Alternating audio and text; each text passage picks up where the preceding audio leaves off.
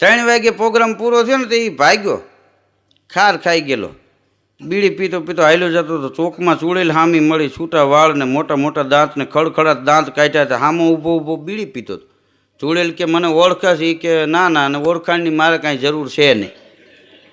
અરે કે મારું નામ સાંભળે ભલભલાની છાતીઓ ફાટી જાય. ફાટી જતી છે કે અમને ફેર ન પડે. હું કોણ છું એ તારે સાંભળવું? એ કે હું નથી કહેતો, તારે કેવું હોય કે. પછી ઓને કીધું હું ચૂડેલ છું. ચૂડેલ? એ કે તો તું ભૂલ ખાઈ ગઈ. કેમ? એ કે મારા લગ્ન થયા એને 10 વર્ષ થયા.